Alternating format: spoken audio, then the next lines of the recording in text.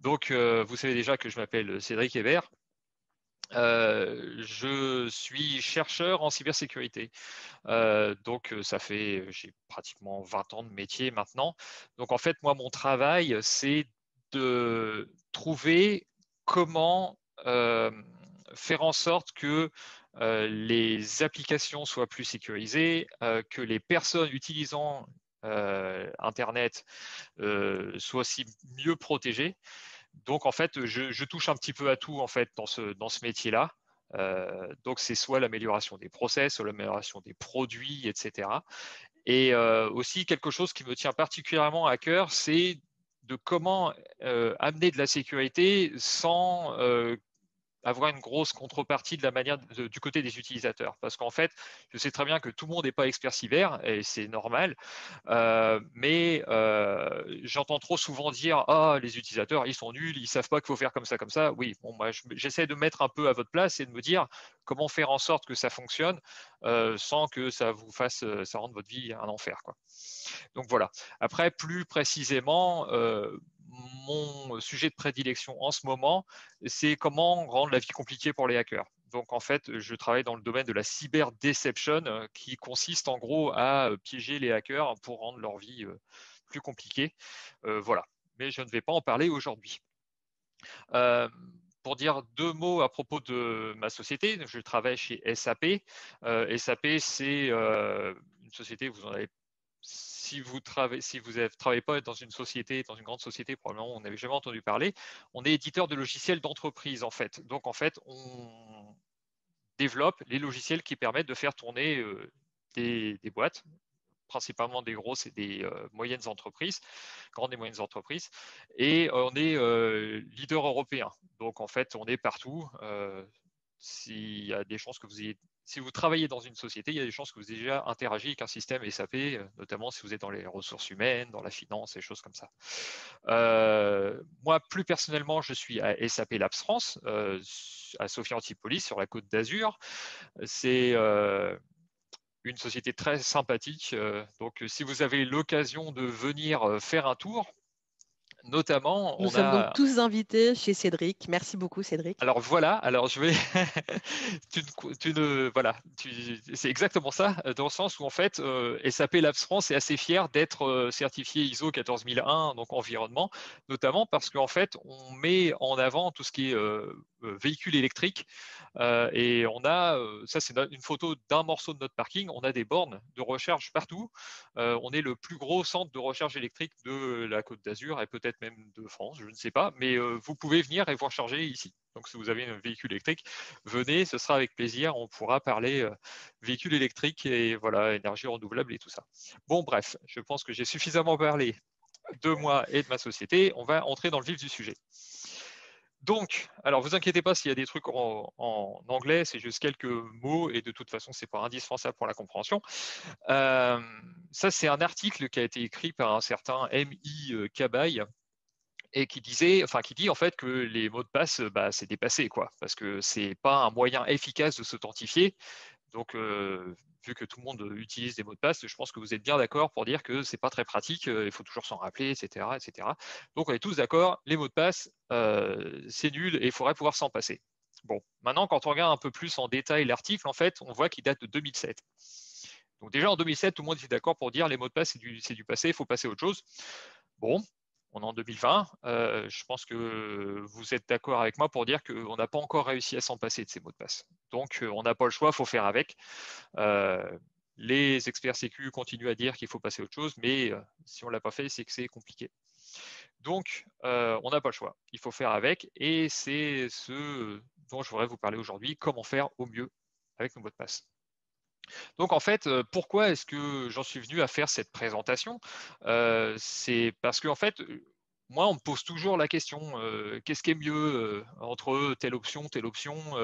Est-ce qu'on peut écrire des mots de passe sur des post-it? Est-ce qu'il ne faut pas? Est-ce qu'on peut les stocker dans le navigateur? Quel navigateur? Quelle taille pour les mots de passe, etc., etc. Et donc, en fait, bon, ça m'arrive de répondre à ces personnes-là, mais je me suis dit, pourquoi pas faire un genre de réponse générale. Donc voilà, donc ça c'est un exemple typique. Quelle est la meilleure option entre écrire un mot de passe sur un post-it ou le stocker dans votre navigateur? Alors Et c'est j'aimerais là qu'on bien, va solliciter notre Voilà, vous allez public. voir, c'est interactif. Donc, vous pouvez répondre à ces questions. Je vous invite à le faire. Bon, voilà, ça commence. Alors là, attendez, je vais cacher parce que je ne veux pas trop être influencé, enfin, que vous soyez influencé par ce qui est écrit. Ça va me donner un peu une idée de où est-ce que vous en êtes dans votre réflexion. Et dès que tout le monde a voté, on peut partager les résultats. Voilà, voilà. Voilà, on en est à peu près à la Allez-y, hein. moitié, 30 secondes. On peut vous laisser encore quelques secondes pour faire votre choix. Vous avez juste à cliquer sur l'option que vous voulez et faire envoyer. Suspense, suspense. Bon, il y a une nette tendance qui se décrit. Hein. Bon, je pense qu'on peut. Ah oui, ça continue encore. Voilà, 22. On est pratiquement tout le monde a voté. Et là, si Euh... quelqu'un s'est endormi, on n'aura pas sa réponse.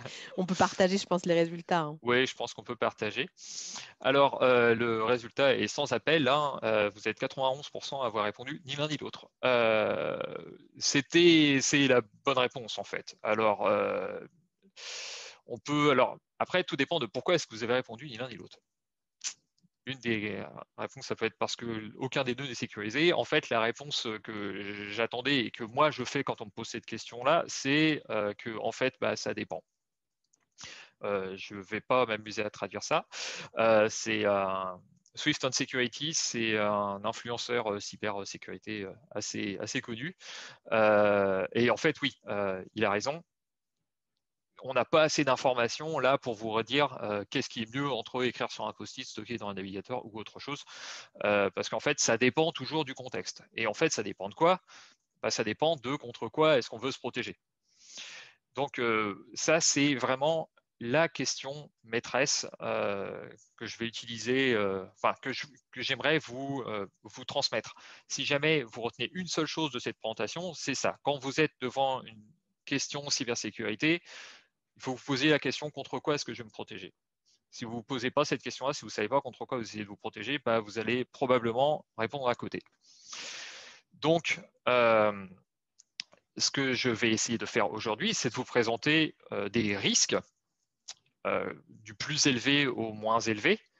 Il y en a 12 que j'ai sélectionnés. En fait, il y en a plus que 12, mais on va faire avec cela. Parce que, en fait, l'idée, c'est que chacun a ses propres risques contre lesquels il va vouloir se protéger. Par exemple, j'ai marqué en risque moyen visite du bureau. Si jamais vous ne travaillez pas dans un bureau, vous n'avez pas à vous occuper de ce truc-là. Et donc, en fait, ce que je vais essayer de vous transmettre, c'est une idée de à quoi correspondent ces risques pour que vous puissiez vous-même jauger de est-ce que c'est un problème pour moi ou pas. Et je Donc, rassure tout le monde, pour ceux qui se diraient, il y a des mots qu'on ne comprend pas forcément, tout va être expliqué. oui, si ce n'est pas expliqué, vous râlez et voilà. Donc, alors, je dis que tout le monde va pouvoir se faire sa propre liste. Je les ai classés comme ça selon mon avis, mais ceci dit, même si vous pouvez être, on va dire, pas trop d'accord sur certains classements, je considère vraiment que les 4 risques que j'ai mis en élevé concernent tout le monde. Vous allez voir pourquoi. C'est parce qu'en fait, ce sont des attaques qui arrivent tout le temps. Donc, à partir du moment où vous utilisez un navigateur Internet et que vous avez un compte en ligne, vous êtes forcément ciblé par ces risques-là. Donc, même si jamais vous pensez que vous n'êtes pas une personne contre qui on veut quelque chose, c'est le cas. Et en fait, ce qu'on va voir, c'est que plus on monte dans les risques, plus on augmente en fait son niveau de paranoïa. Donc, les premiers risques sont assez faciles à gérer en fait, pour se protéger. Après, plus on monte, plus on veut être sécurisé, plus on veut atteindre une sécurité proche de 100%, plus ça demande de travail. Donc, en fait, les premiers risques, ça va demander un petit effort relativement faible, mais plus on avance après, voilà, c'est l'installation d'outils, etc. Donc, c'est à vous de voir où mettre une limite. Mais maintenant, au moins, vous allez pouvoir prendre une décision par vous-même et avoir la réponse à est-ce que c'est pour moi ou pas. Voilà, alors on va commencer par le premier risque. Ça va être probablement, sur les premiers risques, je vais passer beaucoup de temps parce qu'il y a énormément de choses à expliquer. Après, plus je vais avancer en fait dans les risques, plus on va avoir des des répétitions, des choses comme ça, donc ça va aller plus vite. Alors, le premier risque, c'est l'attaque par force brute et ou attaque par dictionnaire. En plus, il y a deux manières pour attaquer par force brute et par dictionnaire, c'est en ligne ou hors ligne. Alors, en quoi ça consiste? Alors, l'exemple, le premier que je vous donne, c'est l'attaque par force brute en ligne. Alors, en fait, c'est pas compliqué, ça fonctionne de la manière suivante. Il y a des gens, on va dire des gens pour commencer, qui vont s'amuser à essayer de craquer des mots de passe. Voilà. Alors, ils vont prendre une liste d'utilisateurs qu'ils ont récupérés quelque part, où ils les devinent, hein, et ils vont essayer de mettre des mots de passe pour essayer de rentrer dans les comptes. Alors, la manière dont ils font ça, en fait, c'est qu'ils commencent par des mots de passe super simples ou super connus, parce qu'ils savent qu'il y a un gros pourcentage de population qui utilise ça. Donc, en fait, si l'attaquant essaye de rentrer avec le mot de passe 1, 2, 3, 4, 5, 6, il va l'essayer sur le compte de Gaël, puis sur le compte de Marie, puis sur le compte de Paul, puis finalement, quand il va tomber sur le compte de Cédric, ah bah Cédric, il a mis 1, 2, 3, 4, 5, 6, voilà, son compte a été craqué. Alors, je vous dis que ce sont des attaquants, mais en fait, ça fait très longtemps que ce genre d'attaque a été automatisé, c'est-à-dire qu'en fait, sur Internet, il y a des scripts automatiques qui passent leur temps à faire ça tout le temps. Donc, en fait, ce n'est même pas une personne qui est derrière son ordinateur, hein, il y a des dizaines, des centaines, voire des milliers de programmes qui passent leur temps à faire ça sur tous les comptes de sites Internet. Et ça se met à jour tout seul. C'est-à-dire, à partir du moment où il y a un nouveau blog qui s'ouvre, en quelques minutes, il y a ça s'appelle un robot, qui a découvert que ce site existe, il s'était rendu compte que c'était un forum, il sait comment craquer les forums, et boum, il commence à attaquer. Donc, en fait, c'est pour ça qu'il ne faut pas utiliser un mot de passe court, un mot de passe commun, genre un mot de passe du dictionnaire, genre Superman par exemple. Il ne faut pas, parce que en fait, ces programmes-là, ils passent leur temps à les attaquer. Cédric, Alors, oui. je me permets de peut-être de te demander une précision. Donc là, quand un hacker ou un système craque notre mot de passe, c'est pas forcément pour nous atteindre nous, mais ça peut être pour créer une brèche et une entrée pour attaquer quelque chose de plus grand que nous. On est d'accord? Il peut y avoir énormément de choses derrière. Si jamais j'arrive à craquer le mot de passe en tant qu'adversaire, j'arrive à craquer un mot de passe de votre compte mail, à partir de là, par exemple, je peux peut-être essayer de me connecter sur votre compte Amazon et faire des achats en ligne. Une des choses aussi qui se fait très régulièrement, c'est que le programme en fait va craquer des mots de passe, enfin des comptes, et ensuite il va les mettre en vente sur un marché noir, pour que d'autres personnes qui veulent faire des choses particulières puissent utiliser ces comptes. Ça sert à faire du spam, ça sert à arnaquer vos amis. Par exemple, vous avez peut-être déjà reçu un message d'un de vos amis qui dit je suis bloqué à l'étranger, j'ai plus de moyens de communication par le mail, il faut que tu me fasses un virement bancaire. Donc Voilà. ça, c'est Donc par en fait, rapport à nous directement. oui. Ouais. Et voilà, donc après, qu'est-ce qu'on peut faire avec un mot de passe craqué? C'est vraiment énorme.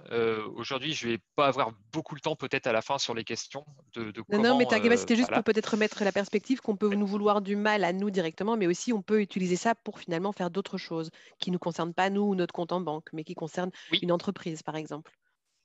oui, exactement, exactement. Il peut y avoir, enfin voilà, comme tu l'avais dit au début, en fait, le point d'entrée le plus simple qu'utilisent les hackers pour entrer dans des systèmes, c'est via des comptes existants, via les cracks de mots de passe, en fait.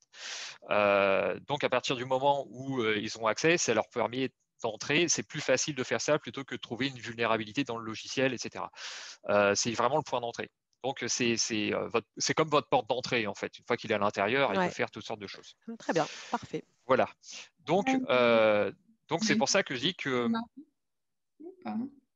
Oui, donc c'est pour ça que je dis que les mots de passe courts et les mots de passe communs, il faut vraiment bannir. Et surtout, le verrouillage de compte, ça ne va pas vous protéger. Le verrouillage de compte, c'est genre, je mets un mot de passe, je me trompe, je mets un autre mot de passe, etc. Et puis au bout du 5e ou du 6e, il va dire, oulala, toi, t'es louche, il va falloir que tu me résolves un captcha, ou alors pendant 10 minutes, tu n'as pas le droit de te connecter. Et puis le temps que tu te calmes un peu, hein, c'est pour justement éviter les attaques automatiques. Mais le problème, c'est que ces scripts-là, ils ne vont pas essayer de mettre 5 mots de passe différents pour Cédric, ils vont essayer le même mot de passe partout sur plein de comptes mail, donc en fait, ou plein de comptes utilisateurs. Donc du coup, le verrouillage, ça ne protège pas. Une autre raison pour laquelle ça ne protège pas, c'est que en fait, l'autre manière de rentrer de craquer un mot de passe, c'est de faire ça de manière offline, c'est-à-dire hors ligne. Alors comment ça fonctionne? Je vais vous l'expliquer dans une minute, mais avant, je voudrais revenir sur les alternatives. Donc, qu'est-ce qu'on peut faire pour se protéger contre ce type d'attaque? C'est de mettre autre chose qu'un mot de passe court ou un mot de passe commun. Donc, un mot du dictionnaire, par exemple. Donc, moi, ma recommandation, vraiment, c'est de mettre un mot de passe long. Alors, on peut vous dire, il faut mettre des caractères spéciaux, etc. Machin. On y reviendra, mais ce qui est vraiment important, c'est la taille. Parce qu'en fait, les programmes comme ça, qu'est-ce qu'ils font? Ils commencent par les mots de passe qui vont faire 4 caractères, puis ils vont à 5, à 6, etc. À chaque fois que vous rajoutez un caractère de longueur, ça multiplie d'autant le nombre de combinaisons possibles. Et donc, du coup, en fait, les mots de passe longs, c'est ceux qui sont craqués en dernier. Donc, avec un peu de bol, d'autres personnes avec un mot de passe court, on va s'être rendu compte qu'il y a eu un problème sur les mots de passe, et donc du coup, on va vous dire qu'il faut les changer, etc., etc. Ou l'attaque va être arrêtée avant. Donc, votre meilleure défense, c'est un mot de passe long. À ce propos, les phrases, quand on vous autorise à les mettre, c'est efficace. Si vous regardez la phrase « ces mots pourtant communs forment un bon mot de passe », c'est un bon mot de passe en fait. Évidemment, si vous copiez exactement cette phrase-là et puis que quelqu'un a vu le webinaire et il essaie de craquer votre compte avec ça, peut-être que maintenant, du coup, voilà, c'est plus un bon mot de passe. Mais ce sont des mots communs, mais il y en a beaucoup. Là, la taille, je ne sais pas, on doit avoir dépassé 30 caractères. Il y a extrêmement peu de logiciels de crack de mots de passe qui vont aller s'attaquer à un mot de passe aussi long pour des raisons d'efficacité en fait. Généralement, ils vont s'arrêter à 12, voire 14.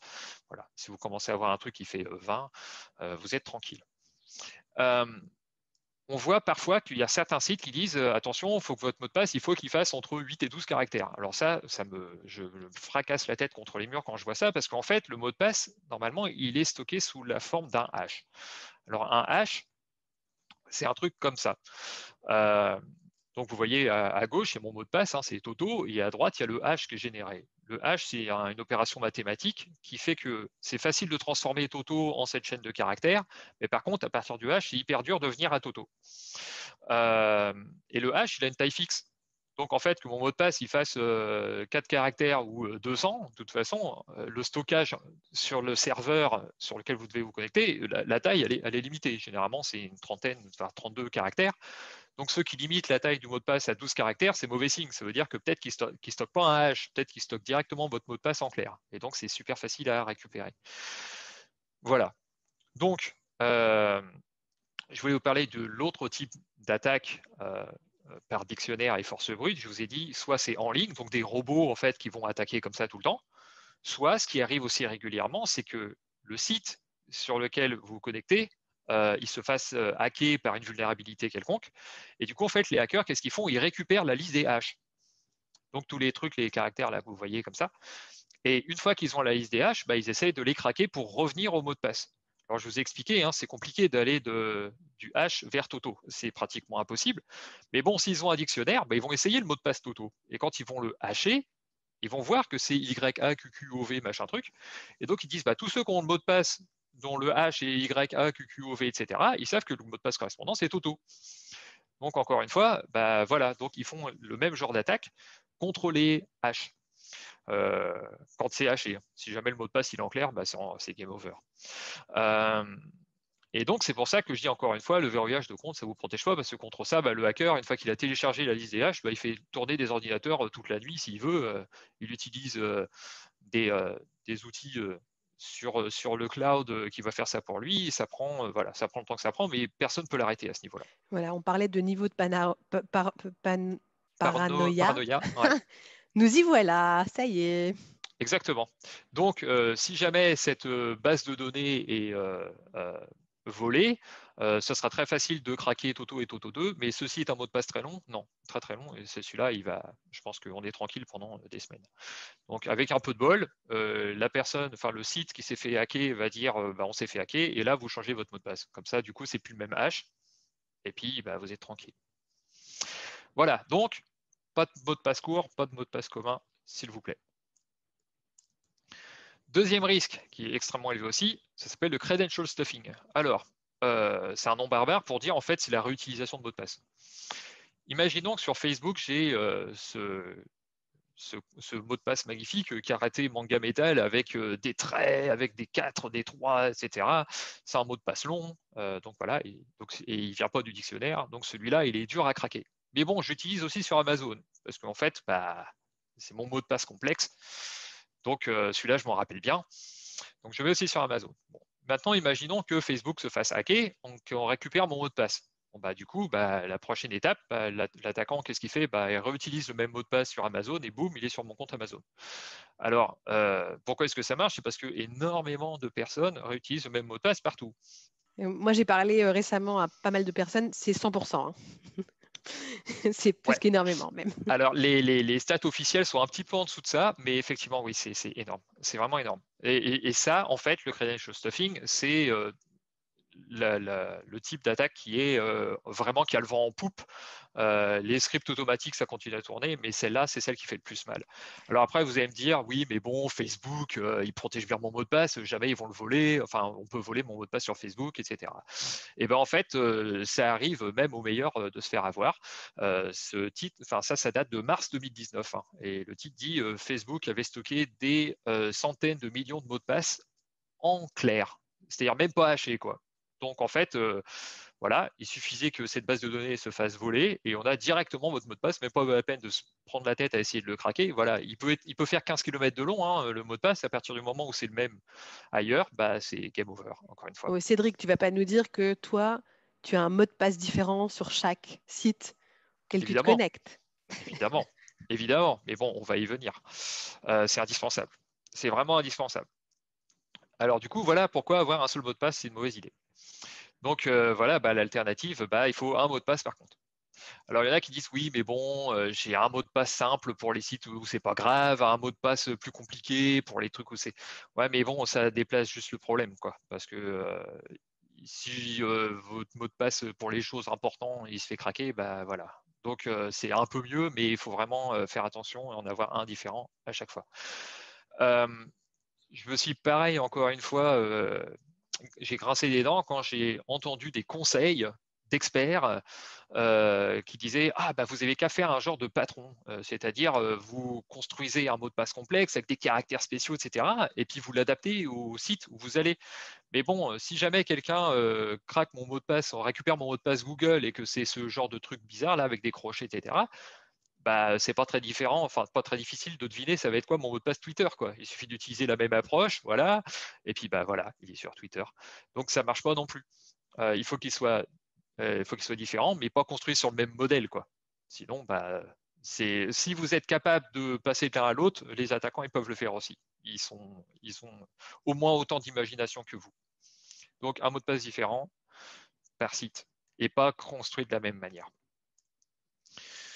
On en arrive au risque 3. Et qui est votre mémoire, en fait. Parce que bon, c'est bien gentil d'avoir des mots de passe super compliqués et tous différents, mais bon, comment je me rappelle de mon mot de passe Facebook, de mon mot de passe Amazon et mon mot de passe Le Bon Coin avec des trucs comme ça, quoi. C'est très compliqué. Alors en fait, la cybersécurité s'intéresse à 3 sujets. Il y a 3, en fait, ce qu'on appelle la triade sainte des sujets de la cybersécurité. La cybersécurité, ça consiste en quoi? Ça consiste à protéger la confidentialité des données, c'est-à-dire faire en sorte que des gens qui ne doivent pas accéder à ces données n'y aient pas accès. Confidentialité des données. Ça s'intéresse à assurer l'intégrité des données, c'est-à-dire que les données ne soient pas modifiées, soit effacées, soit qu'on fasse défaut, etc. Et le troisième objectif de la cybersécurité, c'est de s'assurer de la disponibilité des données, parce que c'est pas le tout d'avoir des données super protégées, etc. Mais si vous n'y avez pas accès, c'est comme si vous les aviez pas, quoi. Et donc là, on a un problème de disponibilité, quoi, parce que les mots de passe sont tellement compliqués qu'on les oublie et que du coup, on n'a plus accès à notre compte. Donc ça marche pas. Alors du coup, en fait, qu'est-ce qu'il va falloir faire? Il va falloir trouver un moyen de faire en sorte qu'on s'en rappelle de ces mots de passe. Donc, c'est là où on arrive à un point qui me fait encore une fois grincer les dents. Donc, si on regarde les alternatives pour le moment, qu'est-ce qu'on a comme approche? Déjà, on peut avoir des mots de passe aussi mémorisés. Rappelez-vous, ces mots de passe communs forment un bon mot de passe. Voilà, ça, c'est un bon mot de passe. C'est facile à mémoriser, c'est une phrase. Donc, hyper facile, vous l'avez déjà retenu. Et c'est là, en fait, qu'on se rend compte que le truc qui nous dit attention, il faut que vous ayez une majuscule, une minuscule, un chiffre, un caractère spécial, et en fait, c'est pas vraiment génial parce que en fait, ce qui se passe, c'est que on va avoir des mots de passe qui vont être plus complexes que, que nécessaire. Et du coup, en fait, on se retrouve à avoir des trucs comme ce qui est écrit, ce que j'ai marqué en haut. On va avoir un mot de passe compliqué, genre karaté, manga, metal 0119. Mais après, on ne va pas être très imaginatif pour créer un autre mot de passe différent. Et on va arriver à des trucs genre 0319 à la place de 0119. Alors pourquoi est-ce que je prends ça comme exemple? C'est parce qu'en fait, il y a un autre conseil qui dit aussi il faut changer souvent ses mots de passe. Alors, c'est un mauvais conseil. Parce que vu que notre mémoire est limitée, ce que font les gens, plutôt que de mettre un nouveau mot de passe complètement différent, qu'est-ce qu'ils font? Ils modifient l'existant. Voilà. Donc là, si mon mot de passe karaté metal 0119, c'était pour janvier 2019, on me dit en mars, il faut que tu le changes. Bon, je mets 0319, comme ça, voilà, c'est plus le même mot de passe. Le problème, c'est que en fait, j'ai pas mon nouveau mot de passe n'est pas plus sécurisé que l'ancien, quoi. Alors, ce que je vous dis, c'est pas de la théorie, hein, c'est réel. Donc, je vais vous donner un exemple. Il y a un expert qui s'appelle Graham Cluley qui dit que, en gros, 50% des employés, quand on les oblige à changer leur mot de passe, ils utilisent le même, mais ils le changent un petit peu. Voilà. Et il y a Tinker, qui est en fait un hacker qui fait ça comme métier, hein, donc en fait c'est pour protéger, un hacker du code éclair. Il a dit, voilà, dans mon travail, j'ai récupéré une base de données avec des hashes, je les ai craqués, enfin j'en ai craqué la majorité, et pour récupérer le mot de passe en clair. Donc vous rappelez-vous, Toto, Toto2, etc. Il dit ensuite, voilà, j'ai dit, voilà, j'ai récupéré le hash, il y a un problème, il faut que tout le monde change son mot de passe. Les utilisateurs ont changé leur mot de passe. Puis il a dit, une fois que ça a été fait, en fait, j'ai pris les mots de passe en clair que j'avais craqués qui terminaient par un numéro, j'ai ajouté un, et hop, j'ai récupéré l'accès. Voilà. Donc celui qui avait les super mots de passe 1, il a mis super mot de passe 2, et voilà. Donc voilà, si les hackers peuvent le faire, enfin si vous pouvez le faire, les hackers peuvent aussi le faire, quoi. Donc c'est pour ça que l'idée de changer trop souvent, enfin changer des mots de passe, c'est relativement contre-productif. Alors entre ça qui est contre-productif et le fait d'utiliser majuscules, minuscules, etc., c'est aussi contre-productif. Le monde de la cybersécurité commence à se réveiller et en fait, il y a des nouvelles directives qui sont en train de passer. Je ne sais pas quand est-ce que ce sera vraiment implémenté partout. Mais ça, ce sont les nouvelles recommandations du NIST et du BSI. Donc, ce sont des autorités sur la cybersécurité, sur la manière dont fonctionnent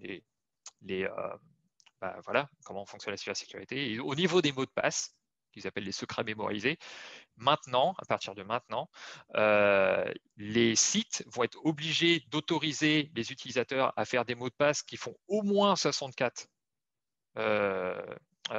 caractères. Donc voilà, donc on ne peut plus vous interdire de vous dire mot de passe c'est trop court. Voilà, 64, on a de la marge. Hein.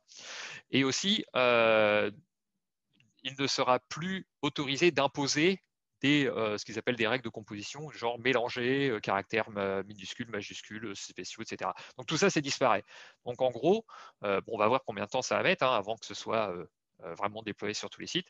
Mais dans quelques temps, on aura le droit d'avoir des mots de passe longs et qu'on arrive à mémoriser. Donc des phrases, etc., ça pourra fonctionner. Et le troisième point qui est surligné là, c'est n'obligez pas à changer ces secrets de manière arbitraire, c'est-à-dire périodique. Sauf si jamais vous êtes sûr que, en gros, votre site s'est fait hacker et du coup, les hashes sont dans la nature. Et du coup, là, oui, il faut changer le mot de passe pour que les hashes soient changés, pour que vous soyez à nouveau protégé. Voilà. Donc, vous voyez que ça évolue. Et d'ailleurs, la personne qui a inventé cette règle de dire majuscule, minuscule, etc., il regrette d'avoir fait ça parce qu'il avait dit ça comme ça, il ne pensait pas que que ça prendrait une telle ampleur. Donc, ça me fait rire, mais on a inventé des mots de passe faciles à se souvenir, enfin faciles à craquer et durs à mémoriser, alors que le but c'était de faire l'inverse. Bon, il faut que j'accélère un petit peu parce que je parle plus que ce que j'avais prévu. Donc, les alternatives, soit des mots de passe faciles à mémoriser, parce que vous n'avez pas de problème de mémoire. Autre alternative, utiliser j'ai oublié mon mot de passe. Voilà, ça c'est généralement, il y a cette option. Hein. Donc, voilà, je ne dirais pas quelqu'un de mon entourage très proche utilise ça très fréquemment. Donc, en fait, quand vous allez sur un compte que vous n'utilisez pas très souvent, le moment où vous enregistrez, vous mettez un mot de passe voilà, aléatoire, un grand truc. Vous essayez même pas de vous en rappeler, mais quand la prochaine fois vous y allez, vous faites j'ai oublié mon mot de passe, il va vous envoyer un lien sur votre mail, vous cliquez et vous remettez un nouveau mot de passe que vous allez encore oublier. Mais bon, du coup, c'est votre mail qui vous sert de mot de passe, quoi. Et du coup, si tu te fais craquer ta boîte mail, t'es embêté. Exactement. Alors ça, d'ailleurs, c'est très important.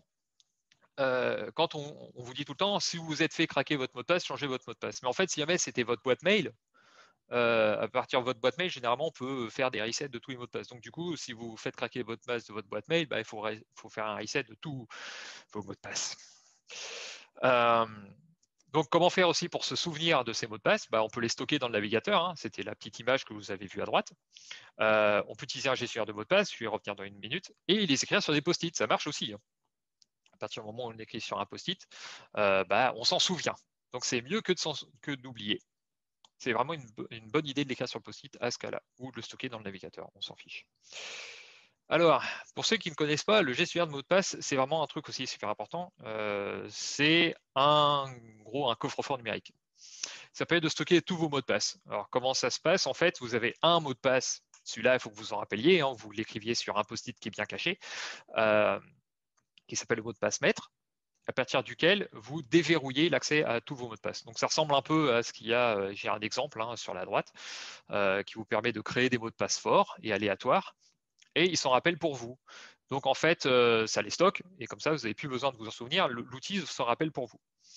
Alors, il y en a deux que j'aime bien. Alors, j'ai pas d'action hein, ni chez Bitwarden ni chez KeePass XC, mais en fait, ceux-là, ils sont bien parce qu'en fait, ils sont open source. Donc, normalement, il ne doit pas y avoir de programme malveillant à l'intérieur. Ils sont faciles d'utilisation et ils ont plutôt une bonne réputation. Donc, en fait, ce que vous voyez à droite, c'est KeePass XC. C'est un gestionnaire de mots de passe qui stocke les mots de passe hors ligne, c'est-à-dire si vous créez un petit fichier, c'est une base de données chiffrée qui contient vos mots de passe. Alors, on y reviendra, mais bon, celui-là, il va falloir que vous stockiez quelque part fichier, cette base de données chiffrée, ce petit fichier, sinon vous perdez tout. Et oui, Bitwarden, lui, c'est un site en ligne. Donc, vous créez un compte en ligne et en fait, il les gère pour vous. Voilà. Donc, ça, c'est On vraiment. téléchargera tout ça après ta formation. Voilà, Bitwarden, il n'y a même pas besoin de le télécharger, c'est en ligne. Voilà. KeePass est à télécharger.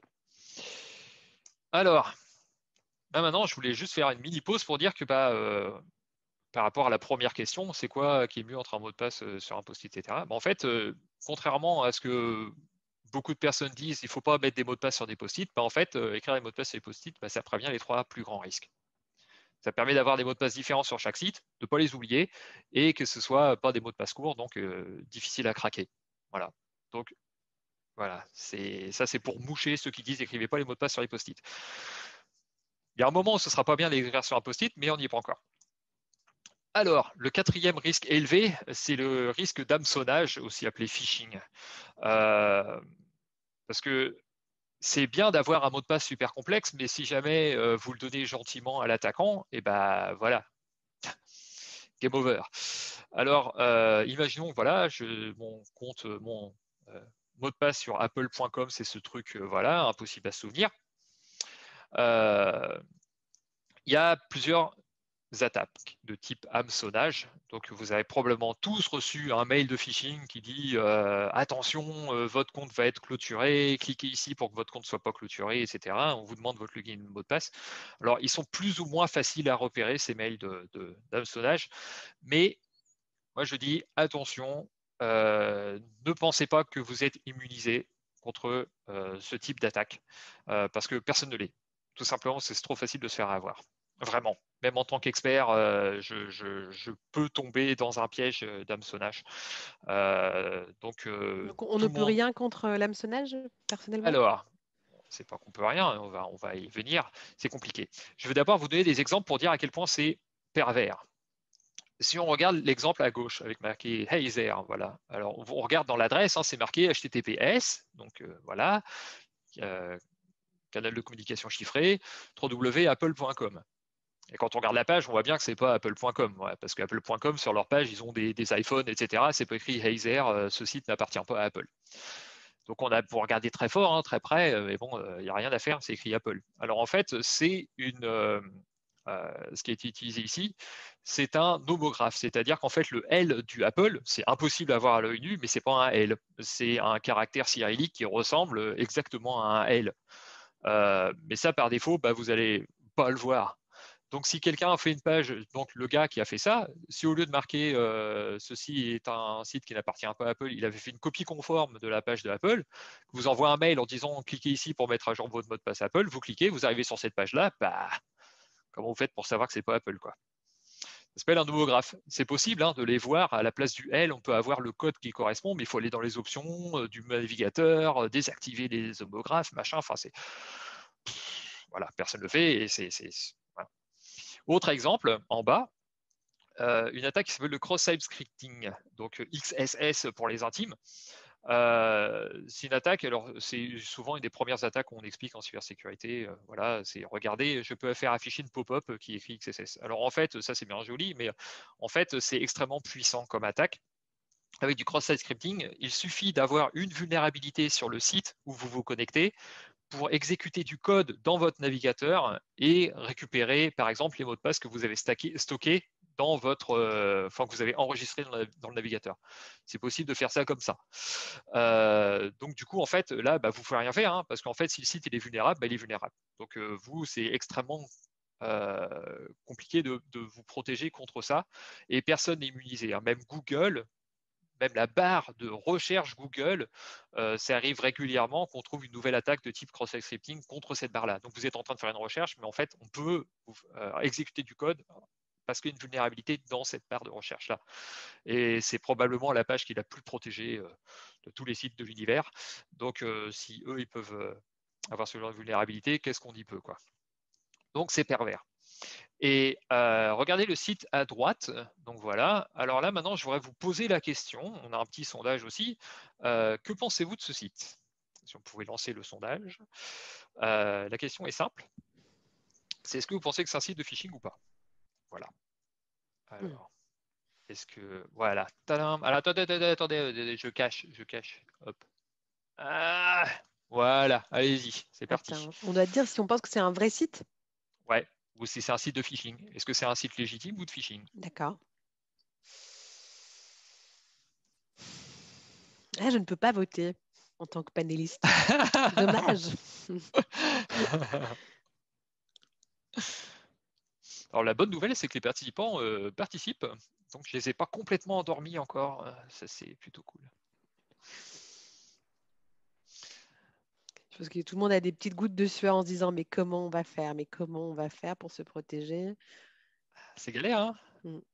Donc voilà, bon, je pense qu'on commence à avoir un bon pourcentage de réponses, je pense qu'on peut arrêter là le panel. Alors, vous m'avez répondu, 60% c'est un site de phishing, et 25% j'en sais rien.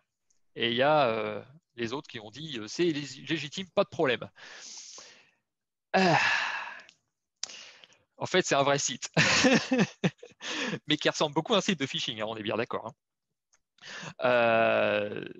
Moi, franchement, quand j'ai vu ça, je me suis dit c'est du phishing, c'est pas possible. Parce que franchement, si jamais j'étais la Société Générale, je ne créerais pas un site qui s'appelle féminin by sociétégénérale.fr parce que n'importe qui peut enregistrer ça. Moi, demain, je peux enregistrer le site masculin by Société Générale, et puis voilà. C'est donc c'est le là, en cercle fait, féminin de la SEG, c'est ça? je suis tombé dessus un peu par Par hasard. hasard. Alors en fait, c'est impossible de voir à l'œil nu si c'est un site de phishing ou pas. Moi, quand je vois ça, je dis ça sent pas bon. Parce que le nom de domaine, c'est un truc qui va me dire j'appartiens à Société Générale, mais le nom de domaine dit que ça appartient à Féminin by Société Générale, qui peut être n'importe qui. Le seul moyen, il faut vraiment aller chercher loin pour trouver que c'est pas un site de phishing. En fait, je suis allé voir qui avait acheté le nom de domaine et c'est pas à la portée de tout le monde. Voilà. Et ça appartient vraiment à la Société Générale. Donc en fait, ça c'est un cri d'alarme pour dire regardez, ça c'est un vrai site, mais qui ressemble à un site de phishing. Donc du coup, comment est-ce qu'on peut demander aux gens de ne pas cliquer sur des sites de phishing si des vrais sites ressemblent à des sites de phishing? Moi, plusieurs fois, j'étais obligé d'interagir avec un site Notamment, c'est du gouvernement. Je voulais retrouver ce site-là, mais je ne l'ai pas retrouvé. C'est du gouvernement pour je ne sais plus quoi. J'étais obligé de mettre un email et un mot de passe parce que je n'avais pas le choix. J'ai dit, mais purée, mais j'ai peur. J'ai peur. Je pense que c'était pas du phishing, j'avais pas le choix. Donc à partir du moment où on habitue des gens à interagir avec des sites qui ont l'air louches, comment est-ce qu'ils peuvent faire la part des choses quand le site est vraiment louche? C'est pour ça que moi je dis arrêtez de taper sur les doigts des gens qui cliquent sur des liens de phishing, quoi, qui se connectent sur les sites de Et phishing. juste pour info, il est 47. Ouais, on Comme va ça, pas aller jusqu'au bout. Il va falloir que j'accélère. Oui. Mais le plus important, c'est vraiment les 4 premiers. Donc voilà. Bref, donc voilà en gros pourquoi un mot de passe n'est pas suffisant. Parce que si vous avez un mot de passe, vous pouvez vous le faire ficher et donc vous le donnez à l'adversaire. Alors, il y a des alternatives. Une alternative que j'aime bien, c'est qu'en fait, dans les gestionnaires de mots de passe, dont j'ai parlé avant, ils viennent avec une option d'auto-remplissage. Alors, ça marche aussi avec le gestionnaire du navigateur. En fait, le site apple.com, si jamais c'est pas le vrai site apple.com, lui, l'ordinateur, il va savoir que c'est pas un L, mais que c'est autre chose. Donc, il va pas remplir pour vous le login et le mot de passe. Donc, du coup, quand ça fait ça, dites pas purée, il marche pas, le gestionnaire de mot de passe, il a pas copié-collé mon truc. Non, c'est parce qu'en fait, vous n'êtes pas sur le bon site. Alors, je vous ai montré KeePass XC avant, c'est un truc hors ligne, mais il y a un plugin on peut mettre dans le navigateur pour qu'il fasse la même chose, voilà, qui remplisse pour vous. Donc ça fonctionne. Dans le doute, vous pouvez faire exprès de rentrer un mauvais mot de passe. Bon, c'est un conseil qui n'est pas super génial parce qu'en fait, il y a certains sites de phishing, il va vous demander votre mot de passe, vous rentrez un truc et après, il va le stocker quelque part, il va vous rediriger vers le vrai site en disant c'est bon, moi j'ai fait mon boulot. Et donc, si vous rentrez un mauvais, peut-être qu'il va juste stocker le mauvais. Mais bon, les sites d'hameçonnage sont faits de mieux en mieux et maintenant, ils vont vérifier que c'est le bon mot de passe avant de vous laisser partir, quoi. Après, vous pouvez changer votre passe avant et après, histoire de dire bon voilà, comme ça j'ai pas donné le bon. Mais bon, là, ça commence à devenir quand même super pénible, quoi. Il y a une option qui fonctionne bien, même si je sais que je vais faire des ennemis en disant ça, c'est utiliser ce qui s'appelle l'authentification forte. C'est-à-dire, en plus de votre mot de passe, avoir un deuxième truc. Alors, je vais faire des ennemis. Pourquoi? Parce que en fait, généralement, le plus simple, c'est d'utiliser un SMS. Vous entrez votre login, votre mot de passe, et on va vous envoyer un SMS sur votre téléphone et vous mettez le SMS. Il y a certains sites de phishing maintenant qui va aussi vous demander le SMS. Donc bon, quelque part, on n'est pas allé beaucoup plus loin. Mais aujourd'hui, il n'y en a pas beaucoup qui font ça. Donc je pense que ça vaut quand même le coup d'utiliser l'authentification forte. Ça protège de plein d'autres trucs et ça vous renforce aussi sur les attaques d'avant. Donc c'est vraiment un conseil aussi d'utiliser ça. On y reviendra. Mais bon, c'est quand même pas mal. Alors, le Second Factor Authentication, donc voilà, je vous ai parlé du SMS, juste pour dire en gros qu'est-ce que c'est. C'est le fait de s'authentifier avec deux choses différentes. Alors, ça peut être quelque chose qu'on connaît, genre un mot de passe, quelque chose qu'on a, genre un téléphone, une carte bleue, etc. Enfin, une carte, un objet physique. Et quelque chose, il y a aussi quelque chose qu'on met. Donc ça, c'est tout ce qui est biométrie, etc., empreinte digitale, etc. Et donc, à partir du moment où on utilise deux différents, eh ben, ça s'appelle l'authentification forte ou l'authentification en deux facteurs. Alors, l'exemple que je vous conseille d'utiliser, c'est un mot de passe plus un SMS. Voilà, il y a deux trucs. Donc, le hacker qui vous a craqué votre mot de passe hors ligne, il faut aussi qu'il ait le SMS pour pouvoir rentrer. Il y a plein d'autres options, plein d'autres alternatives, on va dire. Sur l'iPhone, par exemple, vous pouvez le déverrouiller avec votre empreinte digitale. C'est sécurisé. Pourquoi? Parce qu'en fait, il faut l'iPhone et il faut l'empreinte. Ça fait deux choses. Et l'exemple le plus connu, c'est la carte bleue. La carte bleue, il faut avoir la carte plus le code PIN. Ça fait deux choses aussi. Si on n'a que la carte bleue, on ne peut pas faire de retrait avec le code PIN. Bon, on ne va pas parler du sans contact, hein, mais qui est un retour en arrière. Mais bon. Et si on n'a que le code PIN mais qu'on n'a pas la carte bleue, on ne va pas plus loin non plus. La carte bleue plus le code PIN, c'est génial. Bon, ce qui est dommage, c'est qu'on utilise la carte bleue avec l'espèce de carte magnétique qu'on peut faire du sans contact et qu'on peut mettre notre numéro en ligne. Mais ça, c'est plus le principe de l'authentification forte. Ok, il faut que j'accélère, vraiment. Voilà, on va maintenant arriver vers les risques moyens. Le risque suivant sur ma liste, c'est un harceleur, harceleuse, donc en fait votre ex ou votre conjoint qui est qui aime bien espionner, etc. Alors, c'est pas, encore une fois, hein, c'est pas la théorie. Hein, si vous regardez le nombre de personnes qui essaient de craquer le mot de passe de leur conjoint. On voit les Alors bon, titres Google, là, les titres de recherche dans ouais, Google. ouais.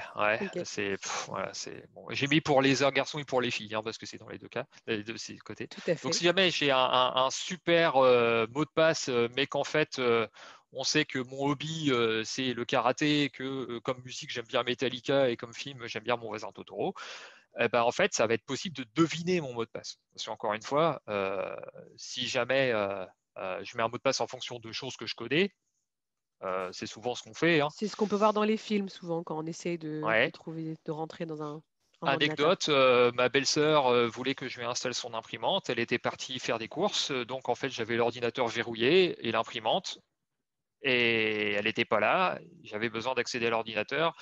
Le premier truc que j'ai mis, c'était bon. J'ai fait wow, ok, parce que voilà. Euh, alors en fait, ça comment ça fonctionne, c'est-à-dire qu'en fait, si jamais vous avez un mot de passe fort mais qui est devinable pour une personne motivée qui vous connaît, et ben pareil, il va vous le trouver. Alors là, maintenant, pourquoi est-ce que je l'ai mis en moyen? C'est parce qu'il faut que quelqu'un vous envoie à vous personnellement maintenant. Avant, on était sur les risques où automatique, on essaie d'attaquer un maximum de comptes de manière indifférenciée. Là, on vous cible. C'est pour ça que le harceleur, ça marche bien. Alors, soit ça va être, je ne sais pas, votre ex qui va essayer de craquer votre mot de passe, mais souvent, votre ex, il ne va pas faire ça, il va demander à son copain hacker ou sa copine hacker pour le faire pour vous. Donc, en fait, la personne, qu'est-ce qu'il va faire? Il va récupérer tous vos hobbies, toutes les choses, votre date de naissance, le nom de vos enfants, de votre chien, etc. Et il va créer un dictionnaire exprès pour vous. Voilà, qui va faire toutes sortes de combinaisons. Et là, voilà, il va finir par y arriver. Donc, bah voilà, les alternatives de ne pas en dire trop sur vous. Bon, bah, c'est à votre conjoint. Je ne vous conseille pas de ne pas en dire trop sur vous. Sur les réseaux sociaux, bah, vous pouvez mentir. Il n'y a rien qui vous oblige à dire la vérité. Et mieux, évidemment, générer vos mots de passe avec un générateur de mots de passe. Donc, les humains ne sont pas doués pour ça, mais les outils le font très bien. Si vous n'êtes pas convaincu que les humains ne sont pas doués pour inventer des mots de passe, regardez cette vidéo, il y a le lien à la fin. C'était Gaël qui m'avait donné ce Tout à lien. fait. C'est C'est très drôle. extraordinaire. C'est vraiment très drôle. C'est sous-titré en français. Voilà. Pourquoi est-ce que c'est drôle? C'est parce qu'en fait, il dit à tout le monde voilà comment on construit nos mots de passe et c'est tellement vrai. Voilà. Donc, les humains, on est très nuls pour inventer des trucs aléatoires. Donc, utilisez un gestionnaire de mots de passe. Vous voyez, on est déjà en train de. Ce que je vous ai dit pour vous protéger du risque 2, ben voilà, on retrouve déjà ici. Truc suivant, password recovery. En gros, c'est quand j'ai oublié mon mot de passe et que j'essaie de retrouver mon mot de passe. Alors là, ce sont ces fameuses questions de sécurité. Vous les avez probablement vues. Hein, où est-ce que vous êtes né, quel est votre nom de bande favorite, etc. Alors ça aussi, ça va disparaître. Hein, les questions de sécurité, ça va être interdit. Mais les sites qui les implémentent, bah, c'est un super moyen pour rentrer. Imaginons, je veux récupérer votre mot de passe, je ne le connais pas, mais bon, bah, si jamais je connais le nom de votre bande, de votre groupe favori, bah, voilà, je peux répondre aux questions de sécurité et du coup, je vais pouvoir faire un reset de votre mot de passe à votre place. On va dire, ouais, mais bon, personne ne va savoir qui est le nom de mon groupe favori. Bah, en fait, si, c'est facile. Regardez, j'ai trouvé ça aléatoirement sur Twitter. Hein. C'est bonjour, je veux vous connaître mieux, donnez-moi le nom de votre groupe favori. Et voilà, et tout le monde répond. Voilà, voilà. Donc en fait, c'est super facile d'avoir ce genre d'infos. Moi, à chaque fois sur Twitter, où je vois ce genre de truc, dites-moi quel est votre livre préféré, vous étiez où, à quelle école, enfin, je dis purée, je vois l'attaque, et je suis probablement parano, mais peut-être pas que. Alors pourquoi est-ce que ça marche? Parce qu'en fait, coder une fonction de password reset, c'est super dur. Parce qu'il n'y a pas d'approche standard pour le faire. Aujourd'hui, tout le monde, enfin eBay et les autres, en fait, ils implémentent ça à leur sauce. Et surtout, pourquoi c'est compliqué? Bah, vous n'avez pas besoin de vous authentifier pour avoir accès à ce genre de questions, parce que justement, vous avez oublié votre mot de passe. Donc, on ne peut pas vous demander de vous authentifier avant. Donc, en gros, par défaut, la surface d'attaque est très grande. Donc, si on vous oblige à mettre des questions de sécurité, bah, l'alternative, c'est les traiter comme des mots de passe. Voilà. Donc, regardez, ma réponse à la question, c'est 45.3e, machin. Donc, et puis, du coup, le problème, c'est que il faut les stocker comme des mots de passe. Donc, ça vous en fait encore plus. Bref, ça sert à rien. Mais ne jouez pas le jeu des questions de sécurité, c'est vraiment une très mauvaise idée. La visite du bureau. Ok, maintenant on peut dire les post-it c'est mal. Alors, c'est quoi? C'est en fait, vous êtes à votre bureau et puis vous avez écrit tous vos mots de passe sur des post-it à côté parce que c'est bien pratique. Mais bon, Dans les bureaux, il y a des collègues, il y a le personnel qui vient faire le nettoyage, etc. Il y a des stagiaires, etc. Et c'est impossible d'être sûr à 100% que toutes ces personnes sont bien les personnes qu'elles disent. Voilà. Il peut y avoir un collègue jaloux, il peut y avoir une personne du ménage qui, en fait, n'est pas embauchée pour faire que le ménage, mais aussi pour espionner. Hein, ça existe. Moi, je prends l'exemple de ma boîte, hein, on est 100 000 employés. Alors, 100 000 employés, même si on prend un très faible pourcentage, c'est pas complètement impossible qu'il y en ait au moins une personne qui soit là pour faire autre chose que son boulot. Donc du coup, voilà, si jamais c'est sur un post-it, il suffit de lire le post-it. Alors déjà, alternative, déjà verrouiller l'écran. Hein. Si vous partez en ne verrouillant pas votre écran, il n'y a même pas besoin de mettre un mot de passe, on est déjà connecté, encore mieux. Autre option, enregistrer le mot de passe dans le navigateur, comme on avait vu. Autre option, utiliser un gestionnaire de mots de passe. Ça m'a l'air pas mal finalement, un gestionnaire de mots de passe, ça a l'air de prévenir pas mal de risques. Ou se souvenir de tous ces mots de passe, comme ça, il n'y a plus besoin de les écrire. Mais bon, on revient au problème de la mémoire. Vous voyez, on commence à tourner en rond. Mais voilà, en gros, si vous écrivez des post-it, les mettez pas au bureau. Chez vous, si vous voulez, mais pas au bureau. Risque suivant, erreur disque ou rançongiciel. Alors le rançongiciel, on a beaucoup entendu parler, hein, c'est un truc, c'est un virus qui va se propager sur toutes les machines, et puis du coup vous allez avoir l'écran comme en bas, en rouge là qui s'affiche, oups, vos fichiers ont été chiffrés, donnez-moi 300 $ en bitcoin, sinon vous ne les retrouverez jamais. Le problème de ce genre de choses, c'est que si jamais vous avez un logiciel de gestionnaire de mots de passe comme KeePass XC qui a une base de données dans un petit fichier, et là, vous allez perdre votre fichier. Et si vous n'avez plus votre fichier, vous n'avez plus vos mots de passe. Donc, du coup, votre beau-frère qui écrit tout sur un post-it, lui, il rigole, hein, parce que lui, il les a toujours, c'est sur ses post-it. Hein, on ne les a pas chiffrés son post-it. Ça m'est déjà arrivé hein, d'avoir mon fichier corrompu, parce que j'avais un problème, en fait, c'était sur une clé USB, et il y a eu un problème de surtension avec la clé USB, mon fichier était tronqué, pouf, j'ai perdu. Alors, du coup, si vous utilisez un gestionnaire de mots de passe hors ligne comme ça, il faut faire des sauvegardes, il n'y a pas le choix.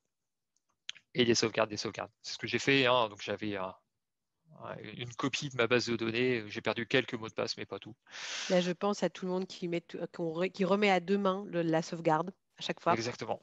Il faut et pas. voilà, il faut les sauver. Et en plus, il faut tester les sauvegardes parce que c'est bien de sauvegarder sur je sais pas, par exemple un CD. Un CD, ça a une durée de vie limitée. Hein, au bout d'un moment, ça marche plus. Ou alors, évidemment, la blague, c'était une légende urbaine, mais qu'au début d'Internet, il y avait des personnes qui devaient stocker des fichiers sur des disquettes. Et la personne s'était rendu compte que quand on disait mettez la disquette suivante, c'est-à-dire mettez la même disquette et qui faisait OK, ça a fonctionné en fait. Qui a fait ça pendant des mois. Évidemment, là, pour ceux qui n'ont pas eu la blague, en fait, ce qui s'est passé, c'est qu'elle a écrasé les données précédentes. Hein. Donc, si jamais les données tenaient sur 10 disquettes, en fait, elle n'avait qu'un dixième des données de stocker. Voilà. Et si jamais ça vous demande trop de travail de faire des sauvegardes de vos fichiers, il faut utiliser un gestionnaire de mots de passe en ligne, comme Bitwarden, dont je vous ai parlé. Il a ses propres problèmes, mais du coup, au moins, lui, il synchronise les mots de passe. Donc, c'est sur un cloud. Donc, en fait, ce n'est pas sur votre ordi. Si votre ordi il se fait verrouiller ou vous avez une panne disque, vous ne perdez pas vos mots de passe. C'est leur travail de les garder en ligne, disponibles. Une autre alternative qui est pas mal, que j'aime bien, c'est en fait si vous utilisez KeePass avec son petit fichier de mot de passe, vous pouvez le mettre sur un cloud, genre Dropbox ou OneDrive. Comme ça, c'est synchronisé. Et du coup, si jamais votre ordi il crache, au moins vous pouvez les récupérer via votre Dropbox, etc. C'est noté. On avance. Vulnérabilité navigateur. Alors là, celle-là, on prend un niveau en paranoïa. Là. Alors, je vous ai déjà dit que le cross-site scripting, ça peut permettre de voler les mots de passe stockés dans le navigateur. Alors, en fait, il y a d'autres types d'attaques en fait, qui passent par le navigateur lui-même, Firefox, Safari ou autre. Notamment, si jamais vous installez des greffons, des add-ons, j'ai essayé de garder le mot français, des greffons, genre des trucs pour bloquer les pubs. Il y en a certains qui sont malveillants, hein, donc en fait, ils ne vont pas que bloquer les pubs. Hein. Pour bloquer les pubs, il faut que le greffon il ait accès à tout votre trafic Internet. Donc, il peut espionner tout ce que vous faites, et si vous mettez les mots de passe, techniquement, il peut les récupérer. Donc, du coup, si jamais il est malveillant, et voilà, vous offrez une porte d'entrée à l'attaquant, ou s'il n'est pas malveillant mais qu'il est vulnérable et que lui-même se fait craquer, et ben voilà, vous avez le même problème. Il y a un nouveau type d'attaque qui s'appelle la supply chain attack. C'est un nom un peu barbare, mais qui est de plus en plus populaire. Je pense qu'elle a de beaux jours devant elle. C'est en fait, on utilise de plus en plus de logiciels open source, donc y compris les éditeurs de navigateurs et de greffons. Et en fait, ça dépend du code qui est écrit par d'autres personnes, qui appartient à d'autres personnes, etc. Donc il y a plusieurs couches. Et il suffit qu'une de ces parties-là se fasse hacker pour qu'on mette un bout de code malveillant et ça se propage partout sur Internet. Donc il y a une forte motivation pour les hackers de faire ça. Et donc, du coup, après, ça arrive sur votre navigateur et vous faites avoir. Un autre moyen très facile aussi de vous hacker votre ordi pour vous piquer vos mots de passe et autres, c'est un simple malware. Par exemple, une clé USB que vous avez trouvée ou quand vous avez cliqué sur un mail de phishing, hameçonnage, ça installe ça. Il y a directement un programme sur votre ordinateur qui va récupérer tout ce que vous tapez au clavier ou directement aller chercher les fichiers, etc. Et voilà, vous faites cadeau de tout ça à l'attaquant. Donc du coup, là, voilà, je vous ai dit, on monte en paranoïa, hein, mais là, on commence à avoir des problèmes de sécurité par rapport à l'utilisabilité, parce que là, en gros, pour se protéger, il faut commencer à bosser plus, quoi. Alors déjà, cyber-hygiène, j'ai horreur de ce terme, mais j'ai pas le temps d'expliquer pourquoi.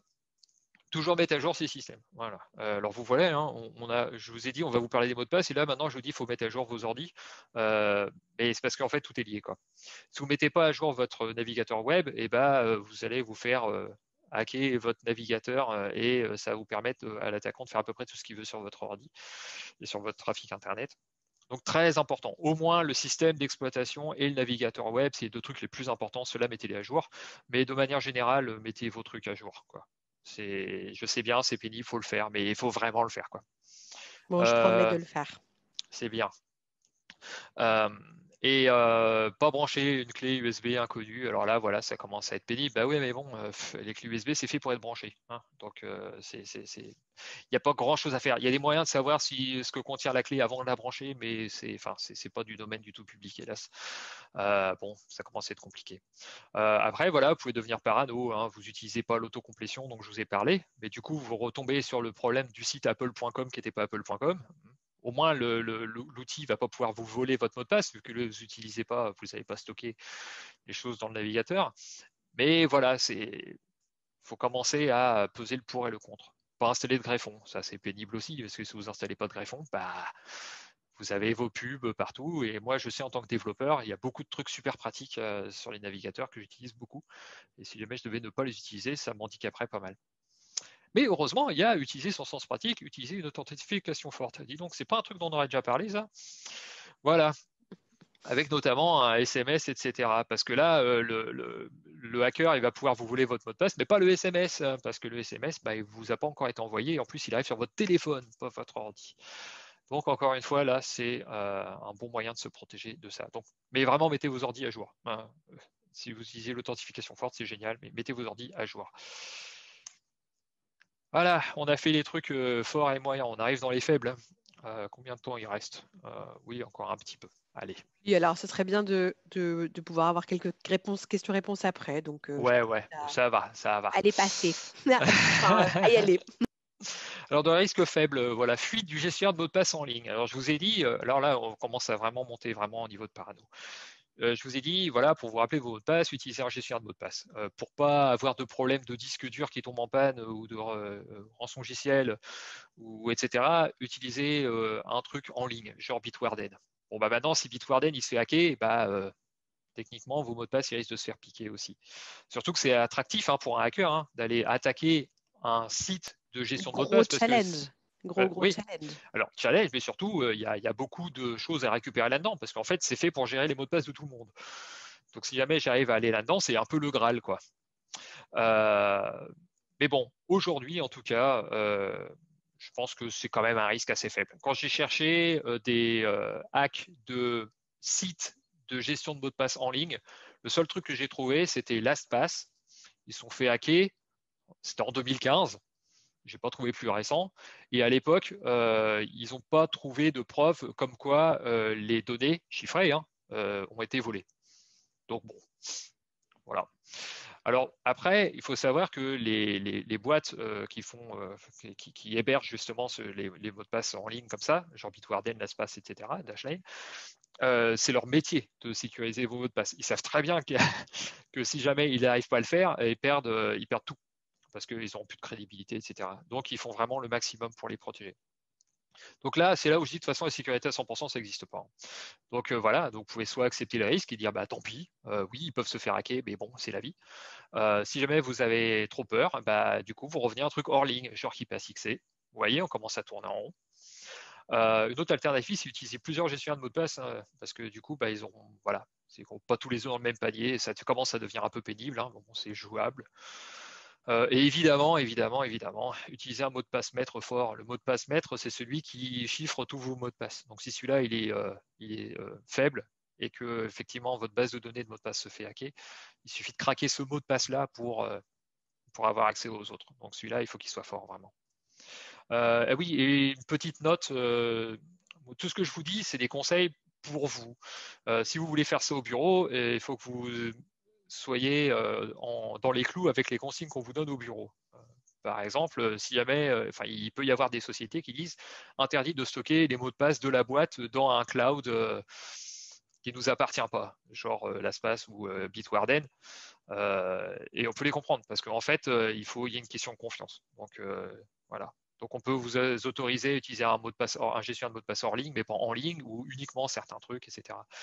Donc tout ça, à prendre avec un grain de sel. Si dans votre boîte on dit faites pas comme ça, et ben suivez, vous ne mettez pas en tort par rapport à vos collègues, sous prétexte que Cédric est vert et vous a dit de faire comme ça. Voilà, SMS 2FA attaque. Alors ça, c'est un appel contre ceux qui disent utilisez pas un SMS comme deuxième facteur parce que c'est hackable. Ouais, c'est hackable, c'est vrai. On peut hacker, on peut intercepter votre SMS, c'est vrai. Mais bon, je trouve que c'est dommage de dire de ne pas le faire parce qu'en fait, c'est contre-productif. Avoir un SMS en deuxième facteur, c'est beaucoup mieux qu'avoir rien du tout. Il y a deux attaques pour intercepter les SMS. Le premier, c'est le truc qui est dessiné à gauche.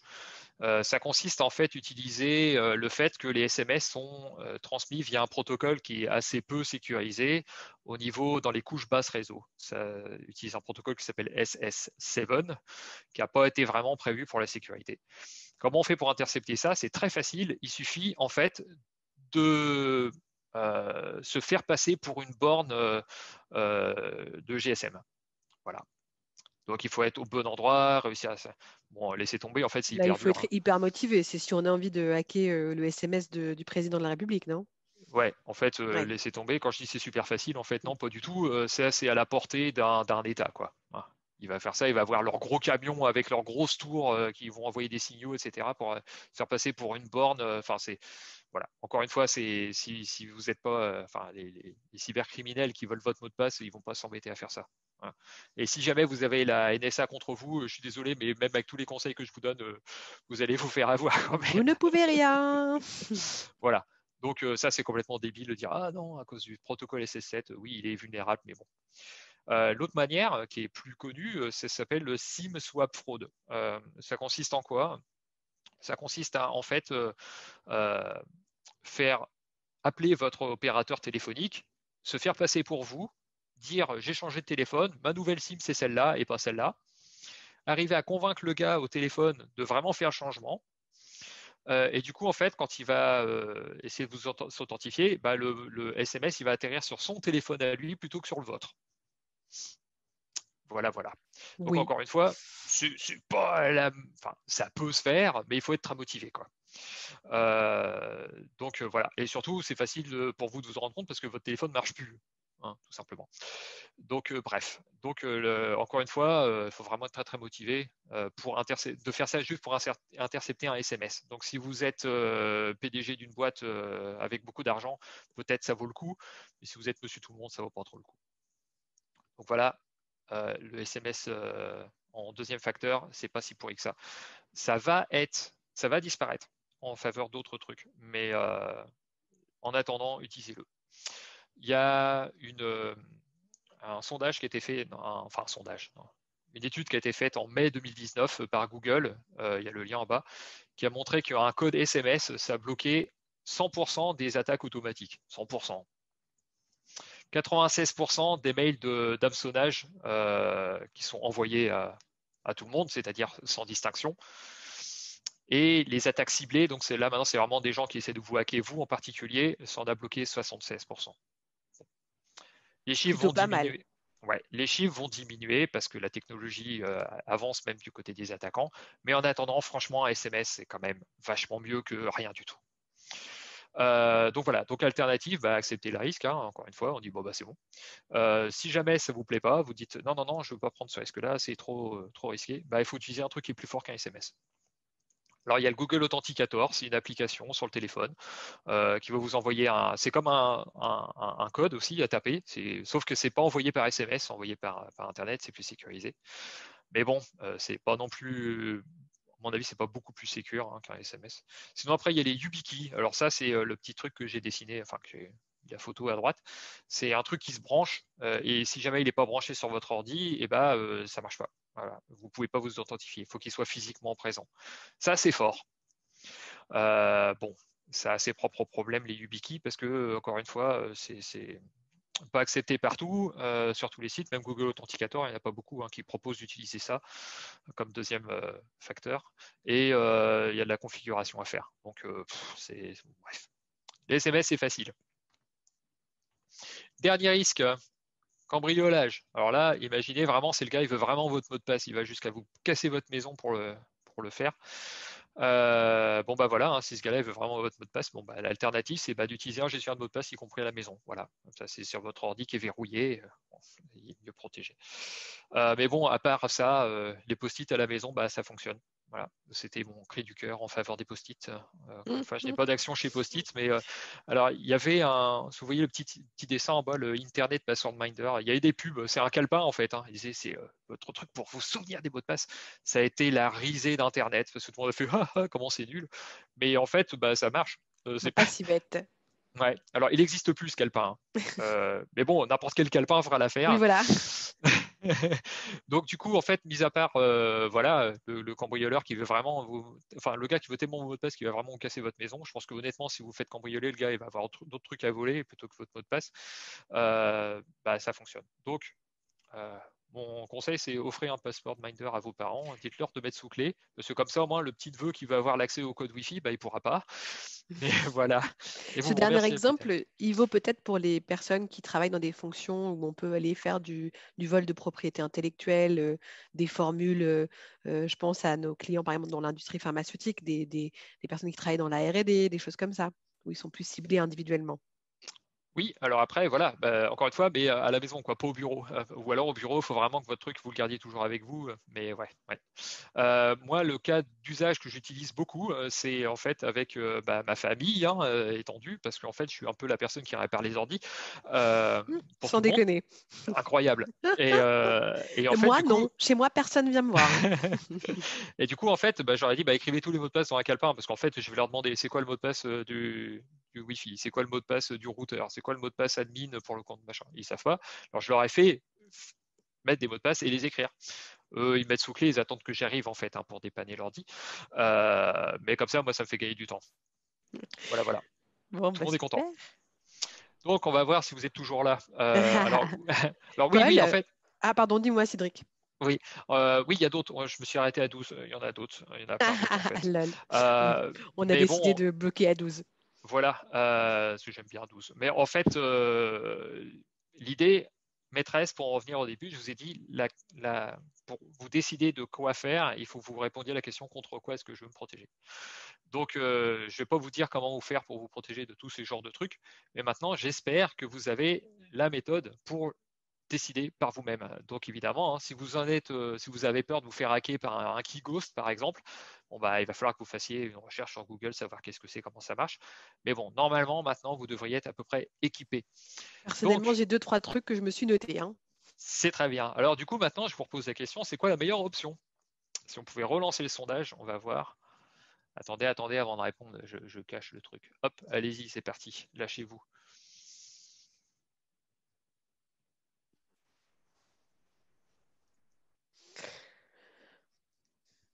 Je suis frustrée, je ne peux avance, toujours ça pas avance. répondre. Et on nous répond Kéopass dans le chat. J'aurais beaucoup de dire à Chuck sur Geopass, je pense qu'on n'aura pas le temps. Peut-être dans les questions. Ouais, ouais. Euh, Est-ce qu'on a les retours? on a 70% de vote. C'est pas mal. Ça veut dire que, ouais, voilà. Qu'est-ce que ça nous dit? Ah oui. 75% qui a répondu ça dépend. Je Oui. vous félicite. Hein, voilà. Alors, je pense que ceux qui ont écrit mot de passe sur un post-it, c'est ceux pour lesquels le mot de passe sur un post-it sera une bonne option. En fait, évidemment, la réponse que j'attendais, c'était ça dépend, qui était celle que je vous avais donnée en résultat. Donc, vous êtes tous des cyber-experts maintenant. Euh, j'ai plus que 2 slides et je vous lâche. Là, alors voilà. Donc, une option, c'est pour moi, avec ça, vous êtes blindé. Mais à chacun son opinion, parce que en fait, ça, c'est en gros ce que j'utilise personnellement. Hein. Un gestionnaire de mot de passe hors ligne, avec une base de données hors ligne, avec un mot de passe maître dans votre tête, où vous faites des backups, etc. Vous vérifiez que ça marche. Et une YubiKey à connecter en plus. C'est ce qui demande le plus de boulot, mais ça protège contre tout. Hein. Alors après, le problème de YubiKey, c'est encore une fois où c'est supporté. Il y a très peu de sites en fait qui utilisent un second factor de type YubiKey. Alors ça s'appelle U2F, Universal Second Factor. Et surtout, c'est chiant à mettre en place, vraiment. Et en plus, il en faut 2, parce que si jamais vous paumez votre clé, bah, vous avez plus accès à rien. Donc il en faut 2 et il faut les configurer. Et voilà. Bon, alors là, c'est vraiment pour les paranoïaques. Mais bon, la recommandation que je fais à mes amis, c'est ça en fait. C'est un gestionnaire de mots de passe en ligne, genre Bitwarden. Encore une fois, j'ai pas d'action chez eux. C'est gratuit. Mhm. Hein. Il y a des options payantes, mais vous n'êtes pas obligé de le faire. Avec un mot de passe maître fort et c'est tout. Voilà. Pour les plus téméraires, vous pouvez même héberger votre propre serveur Bitwarden. Donc vous avez tous les avantages du en ligne sans les inconvénients. Mais bon, enfin, à part qu'il faut être admin Là, de votre propre ouais, serveur. tu rentres dans la technique là déjà. Voilà, mais dans version de base en ligne sur Internet, ça marche très très bien. Et partout où c'est possible, mettre un SMS en deuxième facteur. Alors, parce que c'est facile, il y a beaucoup de sites qui le supportent. Même si jamais ça va disparaître un jour, c'est quand même mieux que rien. Surtout la config, vous la faites une seule fois, quoi. Vous allez recevoir un SMS, vous faites ne plus me demander sur cet ordinateur et vous êtes tranquille pendant des mois. Donc c'est pas comme si vous avez besoin de mettre un SMS à chaque fois. Voilà. Donc honnêtement, faites ça, vous dormirez tranquille. Et voilà ce que je voulais dire aujourd'hui. Merci beaucoup, Cédric. Moi, j'ai pris des notes. Hein. Je sais exactement ce que je vais faire. Je suis moins naïve. Paul, est-ce que on a des questions? Je vois qu'il y a du Q&A et il y a des petites notes dans les conversations. Est-ce qu'il y a des questions? N'hésitez pas à nous les poser. Qu'est-ce qu'on a ici? Je vois le site HTTPS. Et alors, tu vois la question ou pas, Cédric? Rien du tout. Permettant de voir si notre boîte mail a été piratée, est-il efficace et sûr? Est-ce que tu connais ce site? Alors, attends. Euh, Alors, on en est où? on nous demande si tu recommandes. Ah oui, Voilà. haveibeenpwn.com. Oui, oui, oui, c'est efficace, c'est sûr. Allez, voilà. Oui, c'est efficace. Voilà, enregistrez-vous sur ce site. Vous pouvez mettre votre adresse mail, enfin vos Ah oui, adresses mail. exact. Je me rappelle de Et ce ensuite, site. voilà. Et C'est en ce qui nous fait, dit si si on a été jamais, hacké. Un compte ouais, a en été fait, piraté. c'est un chercheur de chez Microsoft. Oh purée, je sais plus. Mais c'est un gars qui a oui, c'est un vrai chercheur de bonne réputation. En fait, ce qui se passe, c'est qu'il a commencé à faire une base de données qui répertorie les sites qui se sont fait hacker, donc en fait, dont on a volé les bases de mots de passe en fait. Donc c'était le tout premier risque. Il y a une vulnérabilité dans le site. Je rentre dans le site, je vole la base de données, et ensuite ces bases de données là sont craquées ou pas, et c'est revendu. Donc en fait, à partir Mm. du moment où c'est revendu, lui, il les trouve et il est répertorié sur son site en disant attention, tel compte ça a été hacké, tel compte a été hacké pour tel site. Ouais. Euh, Donc, ça marche. À ça essayer, marche. quoi. Et en plus, ça fonctionne tellement bien, maintenant c'est tellement connu que même les chercheurs en sécurité, quand ils trouvent des vols de données comme ça, ils lui disent, comme c'est les Ouais. index.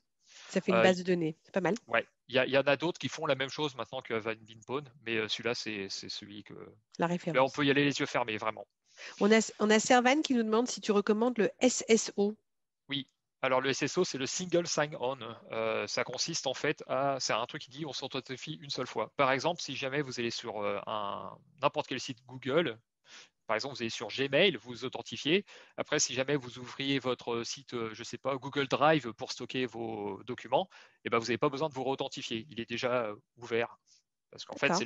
c'est la même authentification qui fonctionne sur d'autres sites.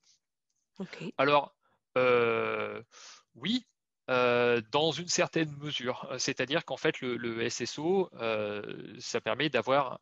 Comment ça fonctionne? En fait, il y a plusieurs sites qui communiquent entre eux pour dire est-ce que c'est OK, il m'a donné, enfin, est-ce qu'il est authentifié? Et le serveur principal, donc le Identity Provider, va dire oui, c'est bon, il est déjà authentifié, tu peux y aller. Donc, c'est pratique. Après, évidemment, si jamais votre mot de passe maître, enfin le mot de passe que vous utilisez pour le SSO, il se fait pirater, bah, du coup, bah, on peut avoir accédé à tous les autres trucs derrière. Mais de manière générale, je recommande quand même le SSO. Voilà. Après, il y aurait beaucoup de trucs à en dire, mais Oui, oui. Mathieu nous demande si tu entends pour les gestionnaires de mots de passe, qu'est-ce que tu penses de Dashlane Cocorico? c'est très bien le Dashlane. J'ai mis Bitwarden parce que ce que j'aime bien chez Bitwarden, c'est son côté open source et aussi qu'on puisse héberger son propre serveur. Mais après, c'est juste un exemple. Voilà, Dashlane, c'est très très bien aussi. Super. Et on nous demande que pensez-vous de la méthode Diceware pour un mot de passe maître? Alors la méthode Diceware, en gros, c'est pour générer un mot de passe, ça revient à jeter des dés et à regarder ce que les dés disent et voilà, et les combiner. Voilà, du coup, ça permet de faire des mots de passe aléatoires. Bah, pourquoi pas, hein, pourvu que ça marche. Le problème que j'ai avec aujourd'hui, la manière dont on génère les mots de passe, dont on se crée un mot de passe pour un site, il faut que le site l'accepte. Donc en fait, bon, je vous ai dit que ça va finir par disparaître, hein, d'obliger d'avoir une majuscule, une minuscule, une certaine taille, etc. Mais aujourd'hui, il y a beaucoup de sites où je vais créer un mot de passe, je vais demander à qui passe, génère-moi un mot de passe, ou Diceware ou n'importe quoi, génère-moi un mot de passe, il va me faire un truc super, et après quand je le colle, alors déjà si j'ai le droit de le coller, parfois le site refuse que je le colle, il faut que je le tape à la main. C'est pourri aussi, hein, c'est nul. Ça va aussi disparaître, ça. Vous va être obligé d'autoriser le coller. Si ils disent je ne fais pas coller pour raison de sécurité, c'est n'importe quoi, c'est un non-sens complet. Enfin bref. Et du coup, il va me dire ah bah non, ton mot de passe il est trop long. Ou alors ah bah non, ton mot de passe il a pas tel ou il a des lettres répétées. Ou alors ah purée. Donc du coup, à la fin, il faut quand même le modifier. Donc la manière dont on le crée, en fait, peu importe. Ce qui compte surtout, c'est de le stocker d'une manière à pas l'oublier, quoi. Donc oui, Diceware, autre chose, aucun problème. D'accord. On avait Marie qui nous dit, et si on a un bébé qui mange les post-it? Ah bah voilà, Ah voilà. risque 13, le bébé qui mange le post-it. Normalement, tu devrais avoir une méthode pour... tu devrais savoir toi-même quoi faire.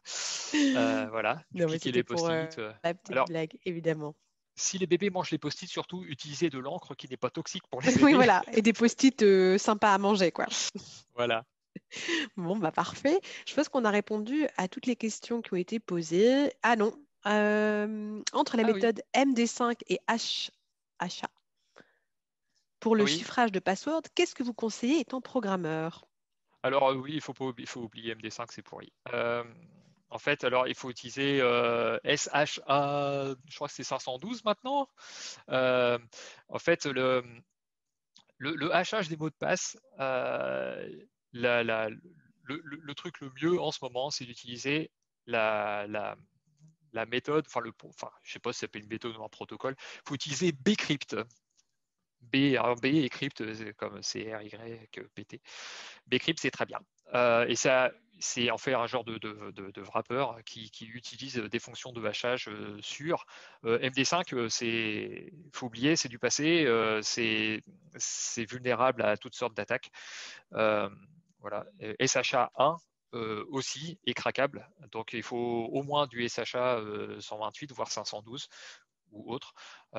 Mais après, hacher un mot de passe, c'est pas suffisant. Il faut user aussi le salé. Alors, je ne sais pas comment dire en français, salé, c'est salt en anglais.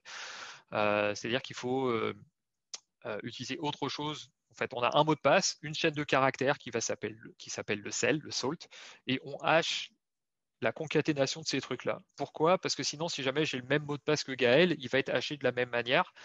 Et donc, en tant qu'attaquant, si jamais il y a un qui craque mon mot de passe, il va voir que Gaël, c'est le même. Et puis voilà. Donc en fait, il a fait la moitié du boulot. Je vois que Verdi, dans ses questions, est quand même très technique. Du Ouais. coup, intéressant.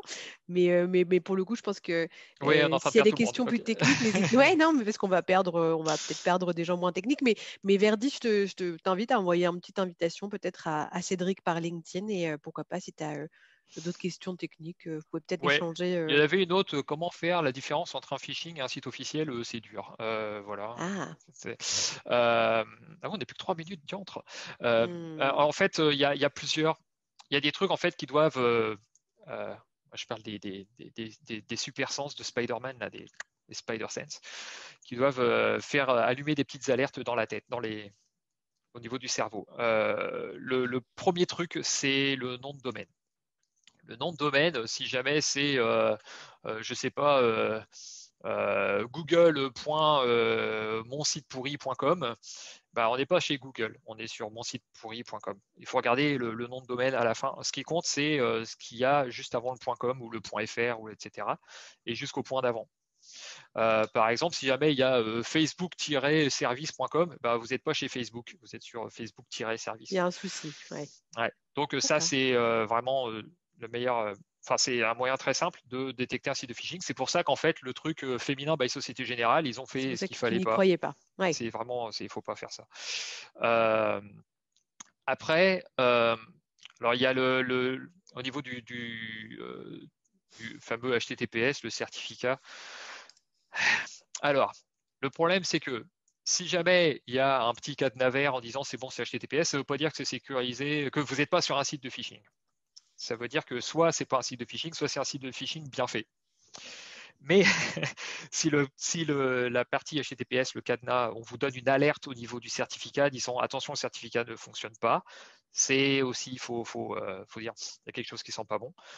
Et après, il faut aller voir l'erreur détaillée. Alors, il peut être, encore une fois, le problème, c'est qu'il y a des bons sites qui font ça mal. Par exemple, si le certificat a expiré, c'est déjà arrivé sur des sites très, très connus, genre, je sais pas, Le Bon Coin. Si le site, le certificat a expiré, ça ne veut pas dire que c'est forcément hacké. C'est juste qu'ils ont oublié de payer pour remettre à jour leur certificat. Bon. Mais ça peut être aussi le cas que en fait, votre communication a été interceptée ou que vous êtes sur une page de phishing qui essaie de vous rediriger et d'intercepter le contenu au milieu. Donc, du coup, le certificat ne va pas correspondre au vrai site. Mais bon, vous voyez, ça commence à être Ouais, assez. ça là, oui. Voilà. Ouais. Donc, Il y a Mathieu c'est qui nous dit compliqué. qu'il va acheter des actions chez 3M pour les Ah oui. post-it. Voilà la bonne idée. Merci Mathieu. Voilà, bon, j'ai voulu répondre rapidement, mais bon, voilà, C'est je pense très qu'on bien. arrive à C'est très très la bien. fin On du arrive à la timing. fin de ce webinaire. Merci beaucoup Cédric. S'il y a d'autres questions, n'hésitez surtout pas à nous les envoyer par LinkedIn ou par mail. On sera ravis de prendre le temps d'y répondre. Ah, tu avais un petit bonus. Oui, voilà. Si vous n'avez pas été convaincu par ce que je vous ai raconté, allez là, vraiment. Là, vous serez convaincu. Lui, il va vous convaincre qu'il faut vraiment changer vos mots de passe. Bah, ça marche. Eh ben, tu peux le partager sur ton LinkedIn peut-être. Allez, Allez. allez. Je le repartagerai aussi à la suite de ce webinaire. Merci beaucoup. Il y a eu beaucoup de merci dans le chat, de gens qui ont dû nous quitter. Merci. Une bonne journée à tous. Bonne journée, Cédric. Et puis, un joyeux anniversaire à Marie, qui est en charge de notre L&D, Learning and Development. Et donc, voilà, c'est son anniversaire. Donc, joyeux anniversaire et bonne journée à tous. Merci. Au revoir. À bientôt.